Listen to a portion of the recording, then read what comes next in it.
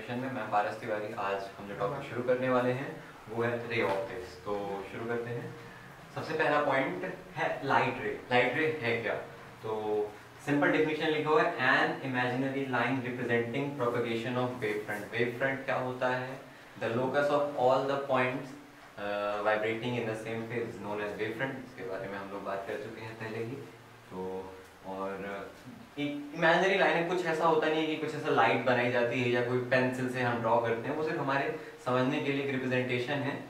तो wave front के perpendicular होता है डायरेक्शन ऑफ प्रोपगेशन के बाद, ठीक है। अब इसका सिग्निफिकेंस क्या रहेगा वो आगे चल के समझ में आएगा, लेकिन अभी हम देख लेते हैं कि लाइट रेज तीन टाइप के नेचर हो सकता है, या तो पैरेलल हो सकती हैं, या तो कन्वर्जिंग या डाइवर्जिंग हो सकती हैं।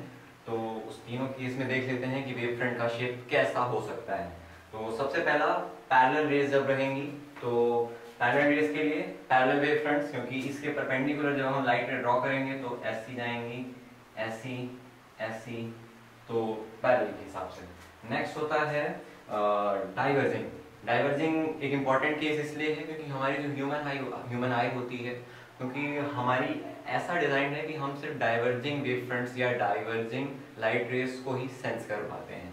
तो ये बात थोड़ा एक फैक्ट ध्यान रखना है, क्योंकि इसके ऊपर सवाल आ चुका है पहले भी, और हो सकता है कि डायरेक्ट फैक्चुअल बेस्ड चीजें पूछ सकता है। तो अगर ये लाइट रेज डाइवर्जिंग नेचर की हैं, जैसे कि देख रहे हैं, तो इनके वेव फ्रंट ऐसे बनेंगे, डाइवर्ज होते हुए बाहर की तरफ जाते हुए। और इनके अलोंग अगर हम लाइट रेज बनाना चाहें तो परपेंडिकुलर टू द सरफेस, जैसे नॉर्मल टू द सरफेस, सीधा सीधा, तो ये ऐसा किसी सोर्स से। लास्ट में कन्वर्जिंग, तो कन्वर्जिंग के लिए ऐसा कुछ, तो ये ऐसा होगा, ये ऐसा, और ये ऐसा। Simple, okay. अगला टॉपिक हमारा रिफ्लेक्शन। रिफ्लेक्शन की डेफिनेशन क्या है? As simple as that when a light ray reaches at the boundary it may come back in the same medium. It may come back in the same medium. उसके अलावा भी phenomena हो सकते हैं, लेकिन हमें अभी रिफ्लेक्शन में किस पार्ट से मतलब है? जो उसी मीडियम में वो पार्ट जो वापस आ रहा होगा, and this is called reflection, ठीक है। अब जैसे ये फिगर बना हुआ है, ये ए बी, बी सी और ए सी, और उसके अलावा बी एम डायरेक्शंस हैं। हमने क्या किया? ए बी के अलोंग एक यूनिट वेक्टर डिसाइड कर दिया, जो है ई के, ई से हम ई कैप से हम रिप्रेजेंट कर रहे हैं, जिसे हम कहेंगे इंसिडेंट, ठीक है। और आर है रिफ्लेक्टेड, सेम यूनिट वेक्टर दिया हुआ है आर कैप के नाम से। देन नॉर्मल जो होगा इस सरफेस के, इस सरफेस के नॉर्मल जो है वो हम उसे एन कैप से रिप्रेजेंट कर रहे हैं नॉर्मल के लिए। अब हम देखते हैं लॉज ऑफ रिफ्लेक्शन, और इसे वेक्टर फॉर्म में देख रहे हैं, क्यों वो आगे बताता हूँ।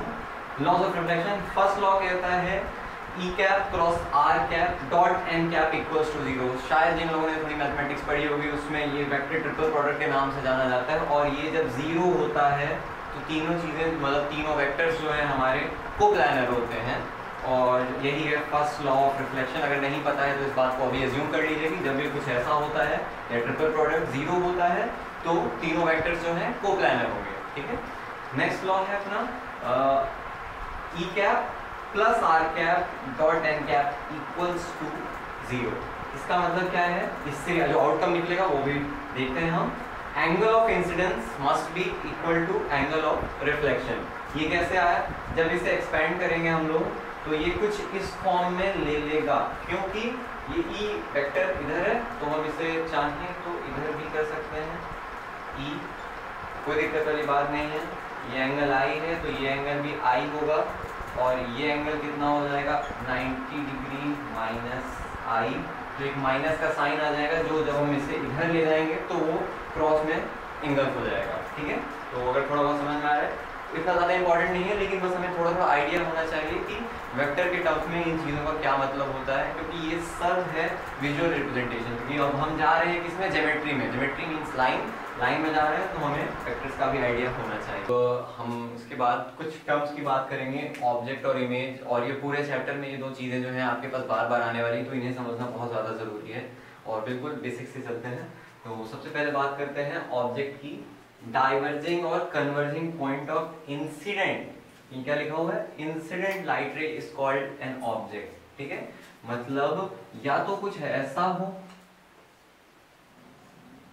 और या तो फिर कुछ ऐसा हो, तो वो होगा अगर कोई ऐसी चीज है जो ऐसी लाइट बना रहा है या ऐसा कुछ शो कर रहा है तो उसे हम कहेंगे ऑब्जेक्ट। अब एक ये दो सबसे इंपॉर्टेंट पॉइंट है कि लोगों को कंफ्यूजन होता है कि रियल वर्चुअल क्या है, हम याद कर लेते हैं चीजों को, लेकिन याद नहीं करना है, इन्हें समझना है।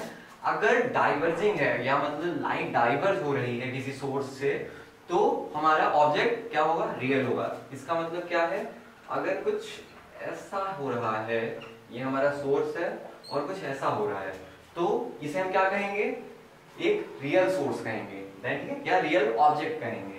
अदर देन दैट अगर कन्वर्ज हो रहा है तो ऑब्जेक्ट होगा वर्चुअल। एंड उसके बाद हम देखते हैं कन्वर्जिंग का मतलब वर्चुअल इमेज क्या हो, वर्चुअल ऑब्जेक्ट क्या होगा जब हमारा जो ये है कन्वर्जिंग हो। तो इसका मतलब है कुछ ऐसा रहे, कन्वर्ज हो रहा है किसी एक पॉइंट पे, तो ये अगर ऑब्जेक्ट है तो ये क्या होगा, वर्चुअल ऑब्जेक्ट होगा। देन हम बात करते हैं इमेज की।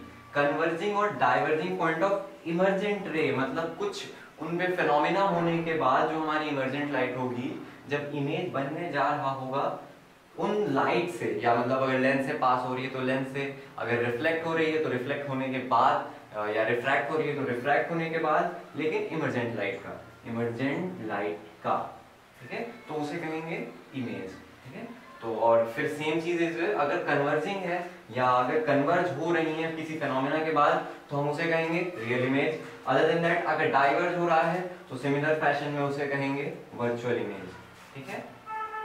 एक क्वेश्चन देखते हैं हम लोग। एक सिस्टम है L1, L2 और M का, और हमारे पास एक ऑब्जेक्ट है इनिशियली O1 पे रखा हुआ है हमने, और रे डायग्राम जैसा मैंने बनाया हुआ है अभी। तो O1 से लाइट जा रही है L1 से, L1 पे अगर यहाँ पे L2 नहीं होता तो ये लाइट जाती सिर्फ O3 तक, लेकिन यहाँ पे L2 होने की वजह से ये लाइट जा रही है O2 पे, और फिर M है तो M की वजह से एक O4 हो रहा है। अब हम देखते हैं कौन सी चीज किसके लिए रियल है या वर्चुअल है। तो सबसे पहले देखते हैं O1 और L1 के लिए क्या है।